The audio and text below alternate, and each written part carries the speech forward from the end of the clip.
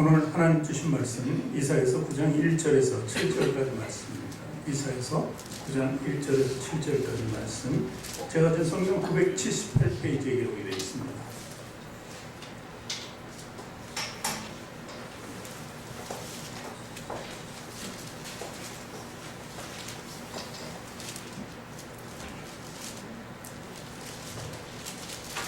구약성경 978페이지에 기록되어 있는 이사야서 9장 1절에서 7절까지 말씀, 우리 한 절씩 교독합니다. 제가 먼저 읽습니다. 전에 고통받던 자들에게는 흑암이 없으리로다. 옛적에는 여호와께서 스불론 땅과 납달리 땅이 멸시를 당하게 하셨더니 후에는 해변길과 요단 저쪽 이방의 갈릴리를 영화롭게 하셨느니라.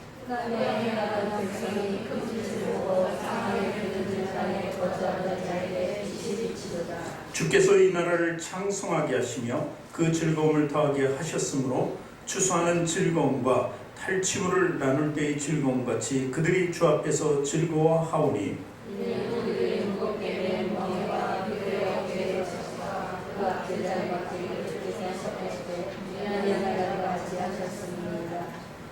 어지러이 싸우는 군인들의 신과 피 묻은 겉옷이 불의 섭같이 살라지리니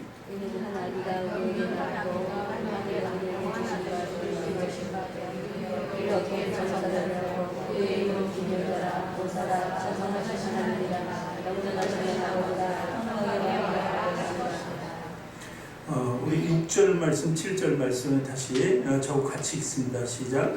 이는 한 아기가 우리에게 낳고 한 아들을 우리에게 주신 바 되었는데 그의 어깨에는 정사를 메었고 그의 이름은 기묘자, 무사라, 전능하신 하나님이라, 영존하시는 아버지라, 평강의 왕이라 할 것임이라. 그 정사와 평강의 더함이 무궁하며 또 다윗의 왕자와 그의 나라를 굳게 세우고 지금 이후로 영원히 정의와 공의로 그것을 보존할 것이라. 만군의 여호와의 열심히 이를 이루시리라. 아멘. 우리 앞뒤 전후 저에게 계신 분들과 인사하죠. 메리 크리스마스. 성탄을 축하합니다. 예수님 태어나셨죠? 아멘.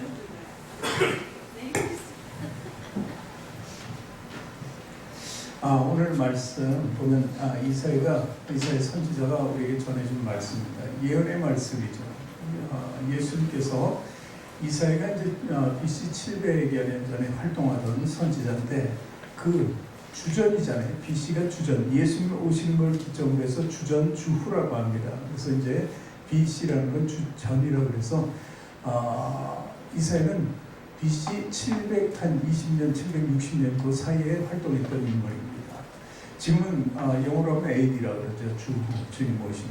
그러니까 지금부터 약 2750년 전쯤에 이사야가 예수님 오실 것을 예언한 사람. 이사야는요, 아주 우리에게 큰 신앙인들에게 도전을 줄 수 있는 말씀을 받아서 전해준 사람입니다. 그리고 자신의 핵심적인 고백을 한 사람이에요. 이사야서 6장 8절 보면 이 핵심적인 고백이 우리 고백이 되어야 되는 것을 전하고 있습니다. 우리 이사야서 6장 8절 말씀 같이 읽어봅니다. 내가 또 주의 목소리를 들은 즉 이르시되 내가 누구를 보내며 누가 우리를 위하여 갈고 그때 내가 가로되 내가 여기 있나이다. 나를 보내소서. 이 말씀이에요. 우리 신앙인들은요, 어떤 일이 하나님 일이 생기면 누가 옆 사람이 저 멀리 있는 사람, 누군가 딴 사람이 하는 게 아니라 누가 한다고요? 내가 먼저 하고 나를 보내달라고 이렇게 얘기하는 거예요. 그 보내는 게 뭐 좋은 일이라기보다는 주물부릅쓴 그런 일들이 많이 있죠. 그런 일들, 그런 환경 속에서 어려운 일을 감당할 수 있는 신앙인이 되기를 고백했던 것이 바로 이사야입니다. 이사야 선지자는 귀족 출신인데 사실 그래서 할 말 다 하고 살았어요. 아주 그 몸에 습관이 된 거예요. 하나님 말을 그대로 전합니다. 어떤 위험이 와도 그대로 전했다는 거예요. 그래서 내가 여기 있나이다. 나를 보내소서. 실천적인 신앙적인 사람 이사야라고 하는 것입니다. 그렇기 때문에 이사야의 말은 신뢰가 가는 겁니다. 그래서 그 이사야 말이 오늘 핵심적으로 나오는 말이 또 9장 6절입니다. 9장 한 아기를 주실 텐데 그 아기를 소개하고 있어요. 다시 한번 읽어볼까요? 이는 한 아기가 우리에게 낳고 한 아들을 우리에게 주신 바 되었는데 그 옆에는 정사를 맺고 그 이름은 기묘자라 모사라 전능하신 하나님이라 영존하시는 아버지라 평강의 왕이라 할 것입니다. 이렇게 기록이 되어 있어요. 무려 6가지로 얘기하는데 이름은 5가지를 얘기해요. 대표적으로 얘기하는 정사를 매셨다 이렇게 얘기합니다. 그래서 오늘 이 말씀 가지고 여러분들이 잘 이해하지 못하는 부분을 나누며 성탄의 은혜를 나눌까 합니다. 첫 번째 정사를 맺다. 정사를 맺다는 것은 정사. 지금 우리나라를 정사를 돌보는 사람이 누구가 있습니까? 대표적으로 문재인 대통령이죠.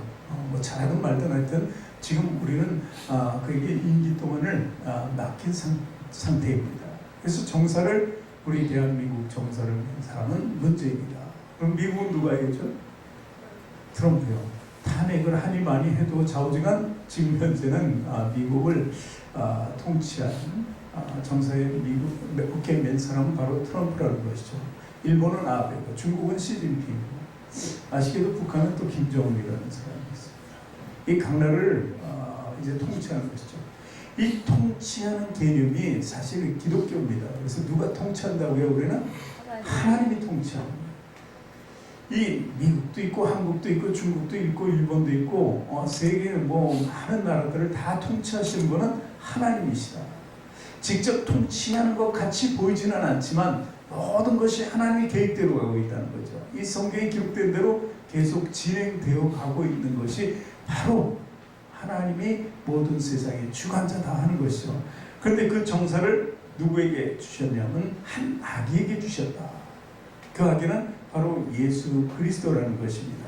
그래서 예수 그리스도께서는 마태복음 28장 18절에 이렇게 말씀하셨어요.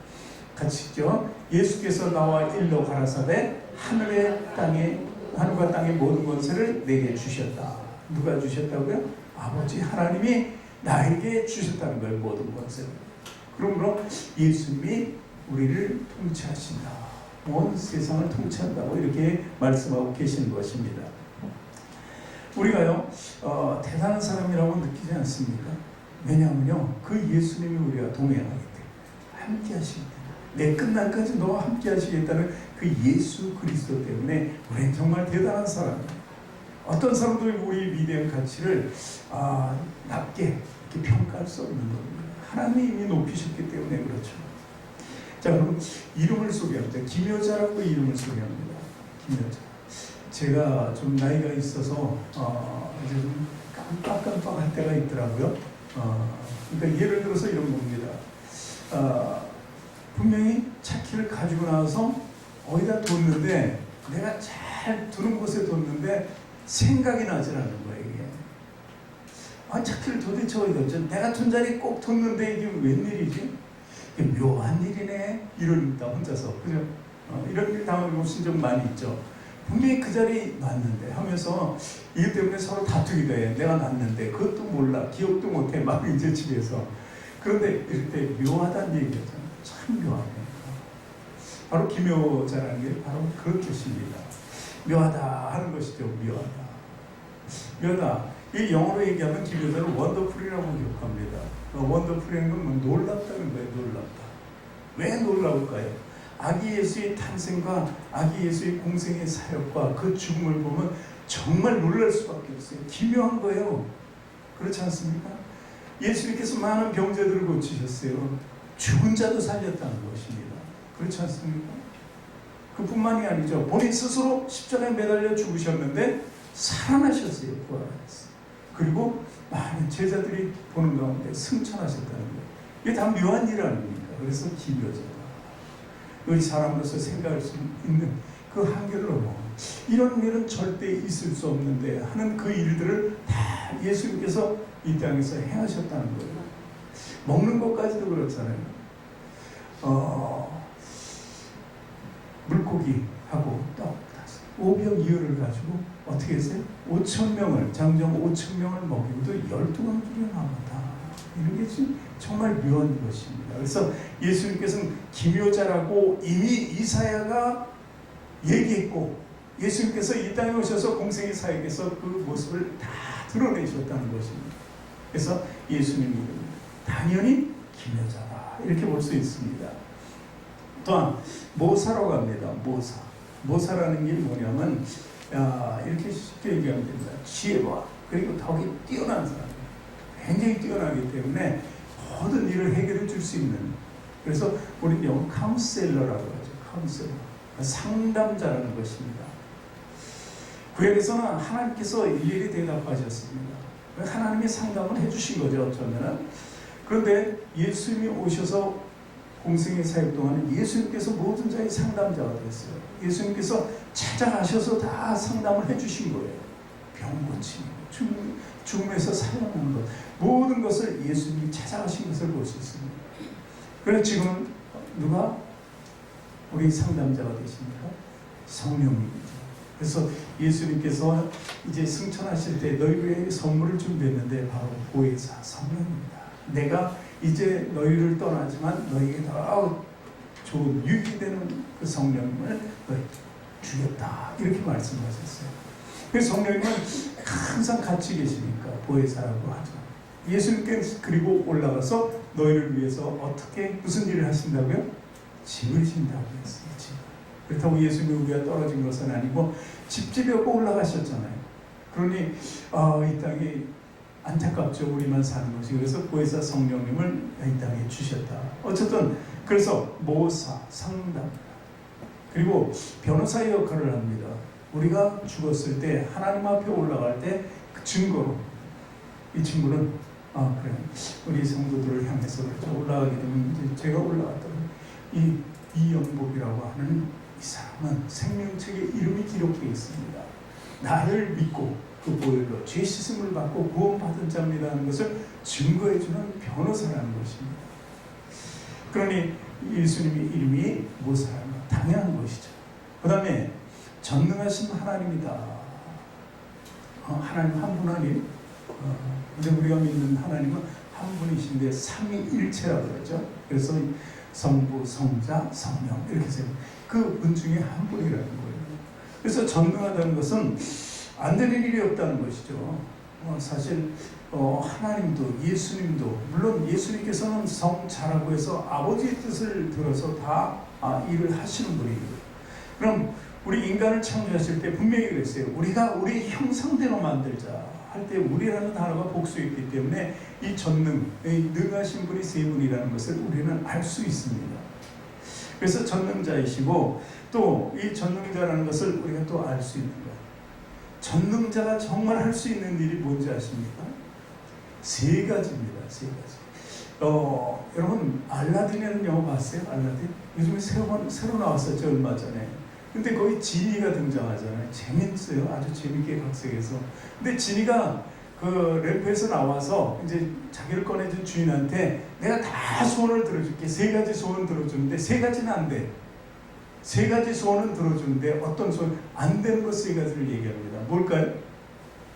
첫 번째, 누구를 사랑하게 하는 거. 사랑은 자기가 할 수 없다는 거예요. 두 번째, 죽이는 것 안 된다는 거예요. 죽이는 것. 누구 죽여다니는 건 안 됩니다. 세 번째는 살리는 건 안 된다. 이 세 가지가 그렇게 모든 능력을 가진 진이지만 할 수 없는 세 가지였다는 거예요. 근데 그 세 가지를 누가 하실 수 있어요? 하나님만이 하실 수 있다는 그 표현입니다. 그게 바로. 그래서 우리 예수님께서는 그 능하신 거예요. 살아나셨잖아요. 죽기도 하셨잖아요. 스스로. 그렇지 않습니까? 그 사랑. 우리에게 가르친 게 무엇입니까? 사랑이잖아요. 네 아버지 하나님을 사랑하고 그리고 너를 사랑하고 이웃을 사랑하는 거예요. 그 사랑. 그래서 예수님께서는 전능하신 하나님 중에 한 분이라고 이렇게 볼 수 있는 것입니다. 다섯 번째는 영존하시는 하나님이라는 이름을 가졌다는 거예요. 영존이라는 게 뭐예요? 영원히 존재하신다는 거죠. 이전에도 계시고 지금도 계시고 앞으로 영원히 계실 분은 바로 예수님, 하나님과 함께 하신 예수님, 성령님이라고 볼 수 있습니다. 그렇다면 우리가 영존할 수 있는 능력을 받을 수 있다는 거예요. 그래서 요한복음 1장 12절 말씀 볼까요? 같이 읽습니다. 영접하는 자 곧 그 이름을 믿는 자들에게는 하나님의 자녀가 되는 권세를 주셨으니 이는 혈통으로나 육정으로나 사람의 뜻으로 나지 아니하고 오직 하나님께로부터 난 자들이다. 하나님의 자녀가 된다는 것은 바로 하나님과 영원히, 그렇죠? 예전과 지금과 그리고 앞으로 미래를 영원히 할 수 있다는 뜻입니다. 그래서 이것은 육적으로, 우리 부모가 나를 낳아줬지만 부모는 어떻게 됐어요? 오래되시니까 돌아가셨어요. 그렇죠? 보이지 않습니다. 우리도 마찬가지입니다. 우리 수가 되면 또 죽게 돼 있어요. 그러므로 영원할 수 없는 것입니다. 영원할 수 있는 것은 반드시 예수 그리스도를 믿고 구원받는다는 것을 의미합니다. 물론 믿지 않는 사람도 영원이라는 게 있죠. 그러나 영원히 지옥에 들어가서 그 심판받고 거기서 고통을 받는 것은 사는 것보다 못한 거죠. 그렇죠? 그래서 그건 죽음보다 너무 죽었다 하는 것입니다. 그래서 산다는 것은 복락을 누리면서 정말 인생의 삶을 정말로 어려웠던 삶, 그런 공경의 삶, 고통의 삶을 다 끝내고 영원히 살아가는 것을 진짜 산다는 거예요. 이렇게 고통주에 정말 살아간다면 뭐하러 살겠어요? 의미가 없는 거예요. 그러나 우리에게 있어서 산다는 것은 바로 주님과 함께 영원히 산다 하는 것입니다. 그래서 그 이름 영존하시는 하나님이다. 그래서 우리가 구주를 영접하면 항상 주님과 함께 영원하다. 자녀가 된다. 그리고 자녀가 된다는 건 또 한 가지 놀라운 일이 있습니다. 우리가 참 이렇게 살아가면서 보면은 우리 생을 다 우리 자녀 때문에 바친 것 같아요. 난 사람들은 그래요. 이렇게 늙어가면서 나이 들면 다 자녀를 위해서 다 내가 희생하고 그렇게 안 된단 말이에요. 그렇죠? 자녀도 마찬가지죠. 그래서 자녀도 끝까지 부모님이 돌아가실 때까지 뭔가 받는 것 같아요. 계속 주어진 걸 받는 것 같아요. 물론 빚진 사람은 빚을 받을 수도 있지만 어쨌든 그것은 뭐예요? 상속이 된다는 거예요. 상속. 우리가 자녀 된다는 것은 하나님의 나라 것을 우리 것으로 만들 수 있다는 것을 얘기합니다. 그게 상속이라는 의미죠. 그 영존의 개념에는 그 상속의 개념도 있다는 것을 믿으시기 바랍니다. 여섯 번째는 평강의 왕이라고 합니다. 평강. 사람이 가장 이 땅을 살아가면서 추구하는 게 뭔지 아십니까? 첫 번째는 그런 물질이죠. 다 건강이고 뭐 이런 건데 사실 그 물질, 왜 물질이 필요할까? 마음이 평안해야 돼. 그렇죠. 그래서 가장 우리가 주님을 평강의 왕이라고 부를 수 있는 이유는 주님께서 놀랍게도 우리의 세 가지 축복을 주시는 거예요. 그 축복은 영의 축복, 혼의 축복, 육의 축복이에요. 영혼 육의 축복 받으면은 정말 얼마나 행복하겠습니까? 그것이 우리 죽고 난 뒤에 사실 천국의 삶이 될 텐데 어쨌든 우리는요 영혼 육의 삶을 아주 갈망하면서 살아요. 그래서 조금만 어떤 것도 부족하면은 괴로워서 못 사는 거죠. 힘들어서 못 사는 거죠. 그러나 우리 예수님께서는 이 땅에 오셔서 그 세 가지의 만족을 주시기 위해서 오셨다는 것입니다. 비록 이 땅에서 모든 것이 구현되거나 실현되지 않더라도 주님께서는 반드시 천국을 통해서 우리에게 실현시킨다는 것을 믿으시기 바랍니다. 육을 위해서 우리가 건강해야 되잖아요. 건강의 축복이 얼마나 소중한지 몰라요. 아파 보신 분들, 지금 병이 있으신 분들은 참 이 축복에 대해서 너무 갈망합니다. 그렇지 않습니까? 독일 속담에 우리가 잘 아는 속담 있잖아요. 재물을 잃은 것은 쫓고 명예를 잃은 것은 많이. 그런데 건강을 잃으면 다 잃어버린다고 하죠. 그래서 건강의 축복이 필요하다는 것입니다. 또 영을 위해서 영의 축복. 영의 축복은 과연 어떻게 받을 수 있는가? 우리가 건강을 지키면 되는데 영의 축복은 하나님 말씀으로밖에 안 됩니다. 하나님 말씀이 없으면 영의 축복이 없다는 것입니다. 말씀을 알지 못하고 하나님을 알지 못하고 성경을 알지 못하면 영의 축복은 받을 수 없는 거예요. 그것은 가짜입니다. 세 번째로 혼의 축복은 바로 오늘 단어 그 자체예요. 평강이라는 평강. 마음이 편해야지. 그렇죠? 마음이. 부자도 마음이 부자야지. 이런 단어를 우리 많이 씁니다. 그래서 이스라엘 사람들의 인사는 뭡니까? 우리 목사님들이 많이 쓰는 인사인데 샬롬. 샬롬이 뭐예요? 평강이라는 뜻입니다. 얼마나 그게 소중했으면 우리 삶에 있어서 가장 주가 되는 거 아니에요? 인사할 때 쓰는 말이에요. 우리나라는 예전에 인사가 뭐였죠? 아침에 보면 사람들 만나 잘 주무셨나? 그것도 있고 또 식사하셨습니까? 잖아요.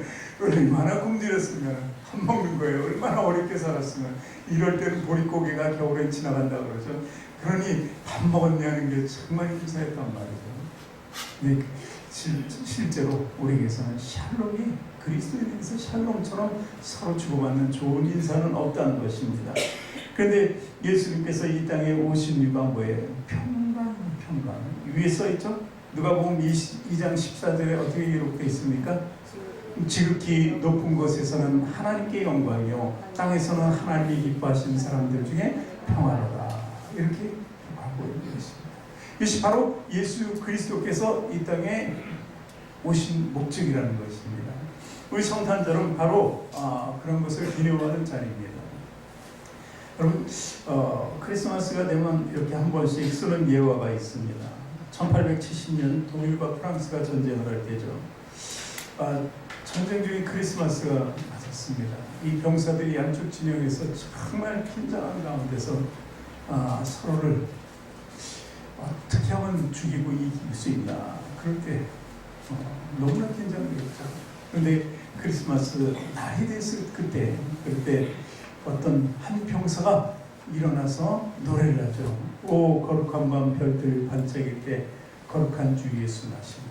이렇게 일어나서 자신 있게 일어나면은 총으로 쏠 수 있는 사람이 얼마나 많았겠어요. 적진에 있는 사람들은 혹시 뭐 표적이 나타나지 않을까 기다렸다가 나타나면 무조건 쏠 텐데 아마 일어나서 찬양하는 게 찬양하면서 일어나지 않았을까.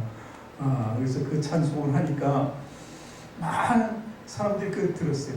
그 마음에 자기도 모르는 평강이 오는 것이죠. 그래서 적진에서 또 한 사람이 일어나서 그 찬양을 따라하고 거의 모든 사람이 찬송하고 잠시 휴전을 했다는 이야기가 있습니다.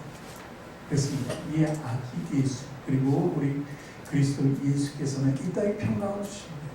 그 많은 사람들이 서로 총불을 겨누며 언제 죽을지 모르는 그 가운데서 그 찬송 하나 가운데 마음의 평안을 누리고 서로 무장 해제하고 같이 찬양할 수 있다는 것, 서로 얼굴을 쳐다보면서 찬양할 수 있다는 것, 우리가 지금 왜 싸우고 있는가 그렇게 돌아볼 수 있는 그것이 진정한 우리 주님의 평강이 아닌가 이렇게 봅니다. 사실 이 찬양 제가 하려고 했는데 시간이 많이 가서 이 찬양 안 하고 그냥 넘어가겠습니다. 결론 맺겠습니다. 예수는 이 땅을 통치하시는 만왕의 왕이십니다. 이것이 분명히 믿어져야 됩니다. 그랬을 때 우리에게 성탄의 기쁨이 있는 것입니다. 우리가 아무런 관련 없는 저 불신자들이 크리스마스를 즐기는 것은 왜 즐깁니까? 쾌락과 향락이 몸과 마음에. 그런데 우리에게서는 가장 뜻깊은 날이기도 합니다. 종의 형체로 사람의 형체로 이 땅에 오신 예수 그리스도죠. 십자가에 못 박혀 죽기까지 모든 것을 감당했던 그 예수님이 태어나신 일이고 누구를 위해서?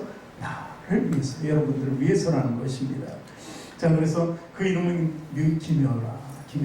그래서 기묘한 일을 행하시는 기묘한 분이다. 또한 모사다. 그래서 늘 우리에게 상담해 주시고 우리를 변해 주신다. 또 전능하신 하나님이다. 능치 못할 일이 없다 하는 것이죠. 그리고 영존하시는 하나님이다. 그래서 우리에게 상속적인 그 속성을 가지고 계시기 때문에 필요한 것을 늘 채워주신다는 거죠. 우리 당연히 천국으로 가지만 이 땅에서 기도할 때마다 주님께서 어차피 네 건데 네가 기도하면 줘야지 하고 우리 필요를 채워주신다는 것을 믿으시기 바랍니다. 또 마지막으로 예수님은 평강의 왕이시다. 정말 우리에게 우리 삶을 모든 것을 아시는 분이기 때문에 우리를 치유하고 우리를 행복하게 해주실 그분 바로 예수 그리스도 한 분밖에 없다는 것을 믿으시기 바랍니다.